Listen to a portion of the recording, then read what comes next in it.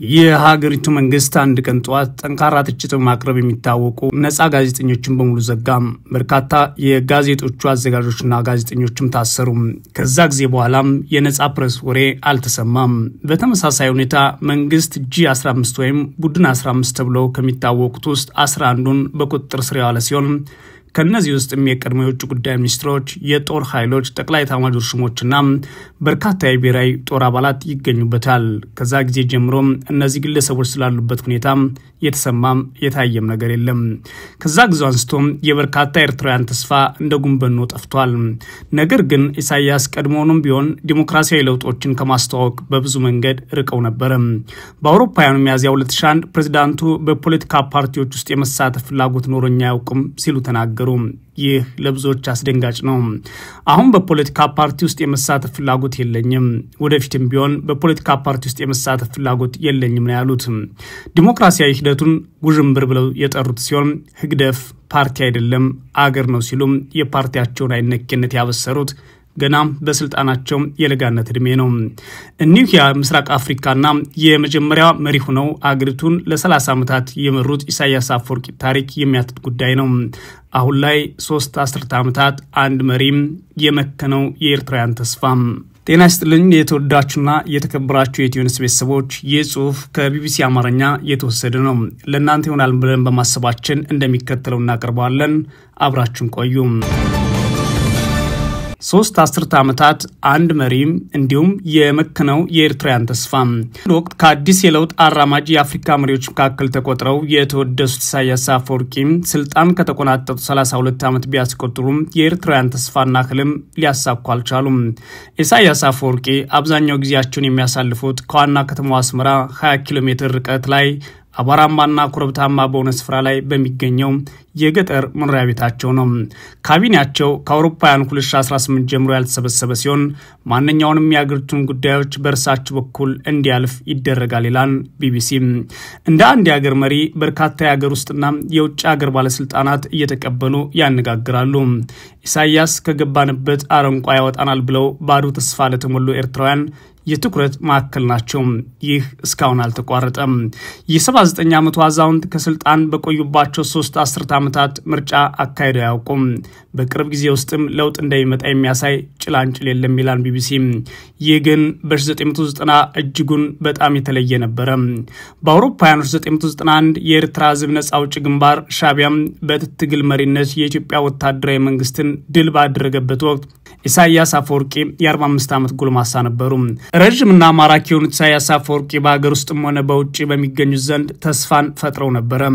እንደ አውሮፓውያኑ በ1993 ኤርትራ በይፋ ነፃነቷን ካገኘች በኋላ ኢሳያስ በዓለም አቀፍ መድረክ ላይ ለመጀመሪያ ጊዜ የኤርትራ መሪ ሆነው ብቅ አሉ። በካይሮ በተካሄደው የአፍሪካ ድርጅት የመሪዎች ጉባኤ ላይ በተገኙበት ወቅት ለ10 ዓመታት በስልጣን ላይ መቆየት የፈለጉትን የአፍሪካ መሪዎችን በግልጽ ነቀፉ። ብዙዎቹ የለውጥ ሰው መጡ ብለው አጨበጭቡላቸው።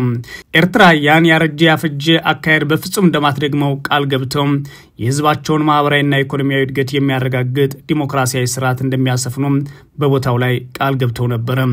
ያቋማቸው ከኤርትራውያንና ከዲፕሎማቶች ዘንድ አድናቆትን አትርፎላቸው ነበር። የቀጠናው አዲስ ለውጥ አራማጅ መሪም ተብለዋል። ኢሳያስ በመጀመሪያዎቹ የነጻነት ዓመታት በነበረው የስልጣን የጫጉላ ጊዜ በዓለም አቀፍ ደረጃ ሞቅ ያለ አቀባበል ሲደረግላቸው ከምዕራቡ ዓለም ጋር የጠበቀ ግንኙነት እንዲኖራቸው ፈለጉ።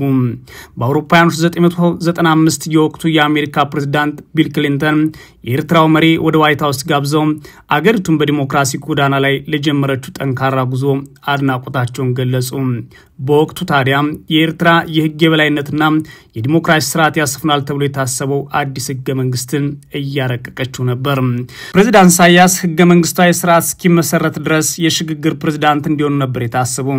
አዲሱ ህገ መንግስት እንደ አውሮፓውያን አቆጣጠር በግንቦት በ1997 በህዝብ ተወካዮች ሸንጎ በኩል ጸድቋል።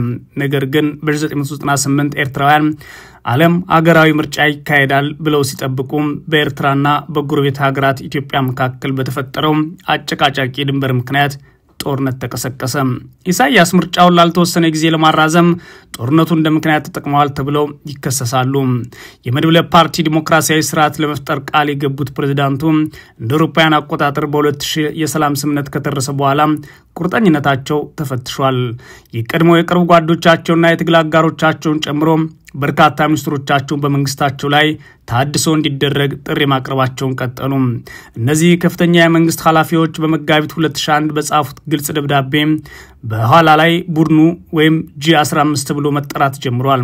ፕሬዝዳንቱ ስልጣናቸውን አላግባብ ተጠቅመዋልና ከጊዜ ወደ ጊዜ ፈላጭ ቆራጭ እየሆኑ መጥተዋል ሲሉ ቅሬታቸውን በደብዳቤያቸው ላይ አስፍረዋል። ህገ መንግስቱ እንዲተገበርና ሀገር አቀፍ ምርጫ እንዲደረግም በተደጋጋሚ ጠየቁ። በአንጻሩ ግን የኢሳያስ አፈወርቂ መንፈስ ከጉዞ አልቆመም። እንደ አውሮፓውያን አቆጣጠር ከ1990ዎቹ አጋማሽ ጀምሮ ብቅ ያሉ ጋዜጦችን በወቅቱ ህዝባዊ ግንባር ለዲሞክራሲና ለፍትህ ወይም ህግደፍ ተብሎ ከተሰየመው ፓርቲ አባላት ጀምሮ የሌሎችም ጠንካራ አስተያየቶች ይዘው ይወጡ ስለነበር ኤርትራውያን ጥቂት ነጻነት ማጣጣም ጀምረዋል። የሽግግር ብሔራዊ ሸንጎ ምርጫ መቼ እንደሚካሄድ ወስኖ የምርጫ ኮሚሽን እየተቋቋመና የቀረቡ የፖለቲካ ህጎች ክርክር እየተካሄደባቸው ነበር። አገሪቷ ቀስ በቀስ ወደ ዲሞክራሲያዊ ስርዓት ግንባታ መንገድ እየተጓዘች ነው በሚል በርካቶች ደስታቸውን ገልጸዋል። በእርግጥም በሰዓቱ ጉዞአዊ ዲሞክራሲ መስል ነበር። ነገር ግን ይህ አዝጋሚ ጉዞ በመስከረም 2001 የዓለም ትኩረት በአሜሪካ ላይ ከሰነዘረው የሽብር ጥቃት በኋላ በድንገት ተገታ። የሀገሪቱ መንግስት አንድ ቀን ጠዋት ጠንካራ ትችት በማቅረብ የሚታወቁ ነፃ ጋዜጠኞችን በሙሉ ዘጋ። በርካታ የጋዜጠኛ አዘጋጆችና ጋዜጠኞች ታሰሩ። ከዛ በኋላ የነፃው ፕሬስ ወሬ በኤርትራ ምድር አልተሰማም። በተመሳሳይ ሁኔታ መንግስት G15 ወይም ቡድን 15 ተብሎ ከሚታወቁት ውስጥ 11ን በቁጥጥር ስር ያዋለ ሲሆን ከነዚህ ውስጥ የቀድሞ የውጭ ጉዳይ ሚኒስትሮች፣ የጦር ኃይሎች ጠቅላይ ኤታማዦር ሹምና በርካታ የብሔራዊ ምክር ቤት አባላት ይገኙበታል ይላል ቢቢሲ። ከዛን ጊዜ ጀምሮ እነዚህ ግለሰቦች ስላሉበት ሁኔታ የተሰማም የታየም ነገር የለም። ከዛን ጊዜ አንስቶ የበርካታ ኤርትራውያን ተስፋ እንደ ጉንበኑ ጠፍቷል። ኢሳያስም በዚህ ጉዳይ ላይ ባለም አቀፍ ተቋማት ሲጠየቅ አስቀድሞ የሚመልሰው እናንተኛን ጠሉናላችሁ፣ አሜሪካውያን ሐሰተኞች ናቸው፣ ዲሞክራሲ የለም፣ ሊያጠፉን ይፈልጋሉ፣ ተላላኪ መሆን አንፈልግም፣ ምን አገባችሁ፣ አሁን ላይ ስለመብት የምትቆረቆሩት እናንተ በሌላ ሀገር የማታከብሩት ነው በማለት ለዓለም አቀፍ ተቋማትም ሆነ ሀገራት መሪዎች ግልጽ ምላሽ ይሰጣሉ። ስላሰሯቸው፣ ስላፈኗቸው፣ ስላጠፋቸውና ስላሳደዷቸው ሰዎች ግን አንድም ነገር ብለው ያውቁም። ነገር ግን በዛው 2001 ኢሳያስ ቀድሞውንም ቢሆን የዲሞክራሲ ለውጦችን ከማስተዋወቅ በብዙ መንገድ ርቀው ነበር ይላል ቢቢሲ። የአውሮፓውያኑ ሚያዝያ 2011 የፕሬዝዳንቱ በፖለቲካ ፓርቲዎች ውስጥ የመሳተፍ ፍላጎት ኖሮኝ አያውቅም ሲሉ ተናገሩ። ብዙዎቹን ግራ ያጋባ ነው። አሁን ያሉበት ሂደት የፖለቲካ ፓርቲ ሂደት አይደለም ወይ ብለው የጠየቁ በሰዓቱ ተፈጥሯል። አሁን ላይ ህግደፍን በትግል አውጥተው ወደ ፖለቲካ ፓርቲነት መቀየር አልቻሉም ወይስ ምን ማለታቸውን የሚለው ግን ቆይቶ የተገለጸ ነው። ኢሳያስ ግን እንዲያሉ አሁን በፖለቲካ ፓርቲ ውስጥ የመሳተፍ ፍላጎት የለኝም፣ ወደፊትም ቢሆን በፖለቲካ ፓርቲ ውስጥ የመሳተፍ ፍላጎት የለኝም፣ ዲሞክራሲያዊ ሂደቱን ውዥንብር ሲሉ የጠሩት ሲሆን ህግደፍ ፓርቲ አይደለም አገር ነው ሲሉ የፓርቲያቸውን አይነከነት በግልጽ አብራሩ። አሁን ላይ የዲሞክራሲ ሁኔታዎች በሙሉ በዓለም ላይ አስፈላጊ ቢሆኑም ለኢሳያስ አፈወርቂና ጓዶቻቸው ግን ውዥንብር ተብለው ተጠሩ። ለብዙዎቹ ዲሞክራቱ ፕሬዝዳንት ናቸው ተብለው ሲጠቀሱ የነበሩት ኢሳያስ አፈወርቂ በአንድ ቀን ከፀሐይ ወደ ጨለማነት ተቀየሩ። ለብዙዎች ፕሬዝዳንቱ የዲሞክራሲ ማሻሻያዎችን ለማድረግ እንደማይፈቅዱ በግልጽ የሆነው በዚህ ንግግራቸው ነው። የተቃውሞ ድምጾችን ማፈናቸውና ምርጫ ለማካሄዳቸው እርሳቸውንም ሆነ አገሪቱን እንድትገለል አድርጓል ይላሉ ተንታኞቹ። ሆኖም ደጋፊዎቹ በምዕራባውያን ሀገራት ኢፍትሐዊ በሆነ መልኩ መገለል እንደደረሰባቸው መግለጽ ኢሳያስ የብሔራዊ ነጻነት ምልክት አድርገዋቸው ይተርኩላቸዋል፣ ያሞካሿቸዋል። ይህ አሁንም የቀጠለ ጉዳይ ነው። ነገር ግን ፕሬዝዳንት ኢሳያስ እንደ አውሮፓውያን አቆጣጠር በ2002 የሽግግር ምክር ቤቱን ይፋዊ ባልሆነ መንገድ አፍርሰዋል። በ2018 ካቢኔው ላይ ተመሳሳይ እርምጃ ወስደዋል። ከዛ በኋላ የቀሩት እሳቸውና አንዳንድ ጓዶቻቸው ናቸው። የዲሞክራሲ ሂደቱ ተጓተተ ሳይሆን ጠፋ ወደሚባል ሂደት ተሸጋገረ። አንዳንድ በእድሜ የገፉና ምንም እውነተኛ ስልጣን የሌላቸው ሚኒስትሮች አሁን ደካማ የመንግስት ቢሮዎችን ይመራሉ ይላል ቢቢሲ። ለዚህም ለመንቀሳቀስ ጭምር የተቸገሩ ሽማግሌ አመራሮችን ትግል ታግለዋል በሚል ሰበብ ኢሳያስ አፈወርቂ እሳቸው ብቻ ላይ የመሩት ሀገር የጥሮታ ያህል ደሞዝ በመጣል ቢሮዎችን ሰጥቷቸዋል። በእርግጥ በኤርትራ ውስጥ የቢሮ አገልግሎት የሚባለው ያን ያህል አገልግሎት የሌለው ነው። ህዝቡ በአብዛኛው በሚኖርበት አካባቢ እንጂ ከመንግስት ጋር ግንኙነት መፍጠር አይደለም። ከዛም አልፎ የሚሰደድበት ይበዛል። እናም በርካታ መስሪያ ቤቶች መከላከያን ጨምሮ ያለ ሚኒስትሮች ይመራሉ። አንድ ሀገር መከላከያ ሚኒስትር የላትም ማለት ምናልባትም ለፕሬዝዳንት ኢሳያስ አፈወርቂና ጓዶቻቸው ብቻ ነው የሚገባቸው። እነዚህ መስሪያ ቤቶች ግን የሚመሩት በተለያዩ የኢሳያስ አፈወርቂ የቅርብ ሰዎች ጭምር ነው። ብዙዎቹ በዚህ ጉዳይ ላይ የነጻነት ጀግና የነበሩ ግለሰብ ለምን እንዲህ አይነት አፋኝ የሆነ እርምጃ እንደወሰዱ ይጠይቃሉ። የቀድሞው የክልል አስተዳዳሪና ከፍተኛ አምባሳደር አብደላ አደም ኢሳያስ በዲሞክራሲ ፈጽሞ እንደማያምኑና ሁልጊዜም የስልጣን ጥማት እንደነበራቸው ይከሷቸዋል። አሁን በለንደን በስደት የሚኖሩት አብደላ እንዲሁ ከሆነም ኢሳያስ ከነጻነት በፊት ቢሆን ሻቢያ በጠንካራ መዳፎች ስር በማድረግ ይመሩ ነበር ይላሉ። ስልጣኑን ሊገዳደሩ የሚችሉ ህዝባዊ ቅቡልነትና የትግል ብቃት ያላቸው መሪዎች በስልታዊ መልኩ አዳክሞ ከስልጣን አስወግዷል። ኢሳያስ አፈወርቂ ፕሬዝዳንት ኢሳያስ በግንቦት 2014 እንደ አውሮፓውያን አቆጣጠር አዲስ ህገ መንግስት የማዘጋጀት እቅድ እንዳላቸው ያስታወቁ ሲሆን በኋላም በ1997 የጸደቀው ህገ መንግስት አክትሞለታል ሲሉ ካንደበታቸው ተናገሩ። ትላንትና በለውጥ የታሰቡት ሰው ህገ መንግስቱ አክትሞለታል ሲሉ ህገ መንግስት የለኝም ማለታቸው ነው ቀረበ። ነገር ግን ከዚያ ጊዜ ጀምሮ ምንም አይነት እንቅስቃሴም አልታየም። አዲስ ህገ መንግስት የማርቀቅ ሐሳብ የወጣው እንደ አውሮፓውያን አቆጣጠር በ2013 በከፍተኛ ወታደራዊ መኮንኖች መፈንቅለ መንግስት ሙከራ ምክንያት ሊሆን ይችላል ይላል ቢቢሲ። ወታደራዊ መኮንኖቹ ታንኮችን በዋና መዲናዋ አስመራ እየነዱ ለበርካታ ሰዓታት የብሔራዊ ቴሌቪዥንና የሬዲዮ ጣቢያዎችን ተቆጣጥረው ቆይተዋል። ይህ መፈንቅለ መንግስት ተባለ። ሙከራው መክሸፉን የተረዱት ወታደራዊ መኮንኖቹ በመገናኛ ብዙሃኑ የ1997 ህገ መንግስት ተግባራዊ እንዲደረግና የፖለቲካ እስረኞች እንዲፈቱ ጥሪ ለማቅረብ ሞክረዋል። ነገር ግን የጸጥታ ኃይሎች ስርጭቱ እየተላለፈ ያለ አቋርጠውታል። የማዕድን ሚኒስትሩን ጨምሮ በርካታ ባለስልጣናት፣ አስተዳዳሪዎች፣ ዲፕሎማቶች እና ጄኔራሎች ታስረዋል። የመፈንቅለ መንግስት መሪ በቁጥጥር ስር ከመዋላቸው በፊት ራሳቸውን አጥፍተዋል። በናይጄሪያ ዲፕሎማት የነበሩት የዘራ ስላሴ ሽክር ስራቸውን ትተው በዩናይትድ ኪንግደም ጥገኝነት ጠየቁ። ይህ ሁሉ በጥቂት ቀናትና ሰዓታት ውስጥ የተፈጸመ ነው። በነጻነት ትግሉ ውስጥ የተሳተፉና በናይጄሪያ የኤርትራ አምባሳደር የነበሩት አሊ ኦሜሮ በቁጥጥር ስር ከዋሉ በኋላ የበላቸው ጅብ ነው እስካሁን አልጮህም። አሁን በዩናይትድ ኪንግደም ሊድስ ዩኒቨርሲቲ የፒኤችዲ ተማሪ የሆኑት ዘራ ስላሴ እንደ ኢሳያስ አፈወርቂ ሰዎችን የሚያስሩ መንግስታት እውነተኛ የፖለቲካና ማህበራዊ ተቋማትን ወይም የህግ የበላይነትን አይፈቅዱም ብለዋል ለቢቢሲ ሲመሰክሩ። አክለውም እኒሁ ሰው የኤርትራ ህገ መንግስት ላልተወሰነ ጊዜ መታገዱና የመንግስት ተቋማት ለፕሬዝዳንት ጽሕፈት ቤት ተጠሪ መሆናቸው ከዚህ አንጻር መታየት አለበት ማለት የኢሳያስ አፈወርቂን ጠቅላይ ገዥነት ይፋ አድርገዋል። ከዓለም አቀፍ መድረክ የተነጠሉት ኢሳያስ ራሳቸውም ከዓለም አቀፉ መድረክ አግለዋል ይላል ቢቢሲ።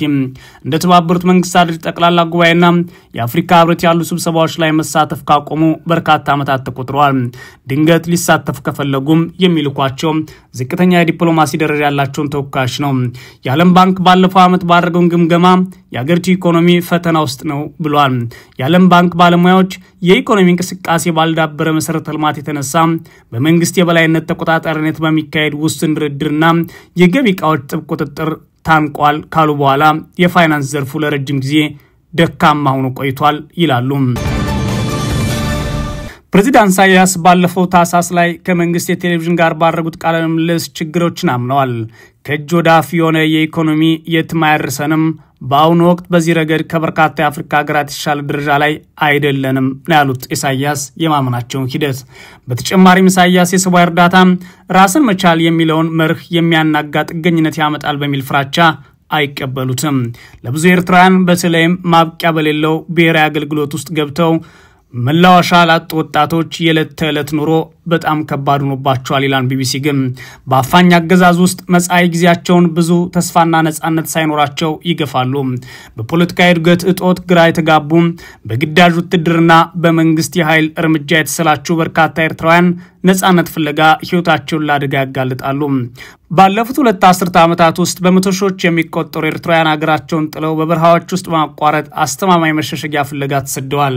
ዩናይትድ ኪንግደም ስደተኛ አድርጋ ከተቀበለቻቸው የውጭ ሀገር ዜጎች መካከል ኤርትራውያን በ3ኛ ደረጃ ላይ ይገኛሉ። ኢሳያስ ባለፈው ወር በነጻነት ቀን ላይ ባደረጉት ንግግር ብዙ ኤርትራውያን ለማየት ተስፋ ስለሚያደርጉት ለውጥ ምንም ፍንጭ አልሰጡም።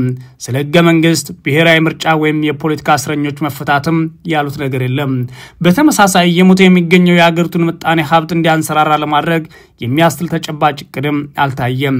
ፕሬዝዳንት ኢሳያስ በአገር ውስጥ ትችት ቢሰነዘርባቸውም በተወሰኑ አካላት በተለይም በወታደሩ በገዢው ፓርቲ የቅርብ ሰዎችና እርሳቸው የብሔራዊ ነጻነት ምልክትና የውጭ ጣልቃ ገብነትን የተቋቋመ አድርገው የሚመለከቷቸው ወገኖች ዘንድ ድጋፍ አላቸው። ለአንዳንዶች እንዲያውም ታላቁ መሪ ናቸው። ፕሬዝዳንቱ ምዕራባውያን ኃይሎችን ኤርትራ በትግል ያገኘችውን ነጻነት ለማናጋት እያሴሩ ናቸው ብለው በሚያምኑ ዲያስፖራዎች ዘንድም ጠንካራ ድጋፍ አልተለያቸውም። ኤርትራ ውስጥ ተስፋ መቁረጥ እየጨመረ ሲመጣ ፕሬዝዳንት ኢሳያስ እንደ አውሮፓውያን አቆጣጠር ከ2014 ጀምሮ ግንባታው በቅርበት በሚከታተሉት አዲሃሎ ግድብ አቅራቢያ ወደሚገኘውና ከአስመራ ወጣ ብሎ በሚገኘው መኖሪያ ቤታቸው ከትመዋል። ኢሳያስ እድሜያቸው ወደ 80 ሲጠጋ ብዙዎቹ ቀጥሎ ምን ሊፈጠር ይችላል ብለው ይሰጋሉ። የበኩር ልጃቸው ተኪያቸው አድርገው ለማምጣት ያደረጉት ሙከራ እንደ አውሮፓውያን አቆጣጠር በ2018 ለመጨረሻ ጊዜ በተደረገው የካቢኔ ስብሰባ ላይ ውድቅ ተደርጎባቸዋል ይላል ቢቢሲ። ነገር ግን አሁን ያለው አገዛዝ ሊተካ የሚችል ግልጽ የሆነ የመተካካት እቅድም ሆነ ታማኒ የሆነም ተቃዋሚ በአገሪቱ ስለሌለም ለብዙዎቹ ከፕሬዝዳንት ኢሳያስ ውጭ የአገሪቱን የወደፊት ዕጣ ፈንታ መገመት አዳጋች ሆኖባቸዋል። ዘራ ስላሴም አገሪቱ ከውድቀት የታደጋት የፕሬዝዳንቱ ጽፈት ቤት ነው ሲሉም ጽፈት ቤቱን ያስጠነቅቃሉ። በዘንድሮ የትንሳኤ በዓል በአስመራ በሚገኝ አንድ ቤተክርስቲያን በነበረ ክብረ በዓል ላይ ኢሳያስ መስቀል ሲሳለሙም ታይተዋል። ይህ ለብዙዎቹ አስደንጋጭ ሆኗል። ከዚህ በፊት ለእምነትም ግዴላቸው የሚባሉ ኢሳያስን ያደረጉት ለምንድነው ብለው ጠይቀዋል። አንዳንዶቹ ፕሬዝዳንቱ መንፈሳዊ ድህነትን እንደሚፈልጉ ሲናገሩ፣ ሌሎች ደግሞ የፖለቲካ እስረኞች ይፈቱ ይሆናል ሲሉ ተስፋ አድርገዋል። አሁንም ኤርትራውያን በኢሳያስ ጠንካራ መዳፎች ስር በመሆኗ ኤርትራውያን ለረጅም ጊዜ በጉጉትና በጭንቀት የሚጠብቁትን ለውጥ መጠበቅ ይቀጥላሉ ይላል ቢቢሲ። ይህ በአፍሪካ ቀንድ በአዲስ ሀገር ሆና በነበረችውና ላለፉት 30 ዓመታት በአንድ ሰው በተመራችው ኤርትራ ውስጥ አዲስ ባይሆንም ብዙዎቹ ግን እየተነጋገሩበት ይገኛል። የተወዳችሁና የተከበራችሁ የኢትዮ ኒውስ ቤተሰቦች ሰናይ ጊዜ እመኛለሁ።